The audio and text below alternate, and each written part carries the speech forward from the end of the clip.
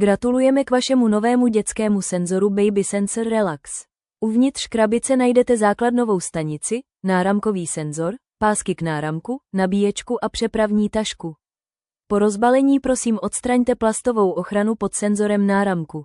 Poté vložte nabíječku do základnové stanice a nabíjejte ji, dokud nebude plně nabitá. Mezitím si můžete v Apple App Store nebo Google Play stáhnout aplikaci Baby Sensor. Jakmile je základnová stanice nabitá, můžete začít s nastavením aplikace.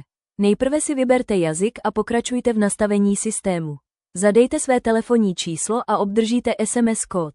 Zadejte tento kód.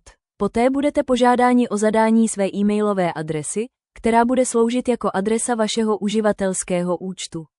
Následně zadejte heslo a své uživatelské jméno.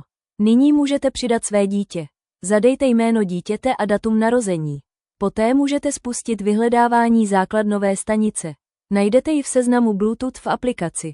Vyberte svou základnovou stanici. Poté pokračujte výběrem své Wi-Fi sítě a zadejte její název a heslo. Ujistěte se, že používáte síť 2,4 GHz, což je důležité pro správné nastavení zařízení. Po výběru sítě bude vaše základnová stanice nakonfigurována. Jakmile je konfigurace dokončena, můžete vybrat náramek nebo senzor náramku. Vaše základnová stanice je nyní nastavena a můžete začít s nastavením kamery. Připojte kameru k napájení a poté otevřete aplikaci.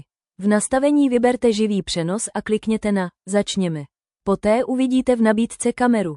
Vyberte kameru a zařízení se propojí. Počkejte několik sekund a vaše kamera bude připojena. Jakmile je vše hotovo, můžete začít zařízení používat. Doufáme, že si používání dětského senzoru Baby Sensor Relax užijete. Pokud máte jakékoliv dotazy, většinu odpovědí najdete v naší uživatelské příručce.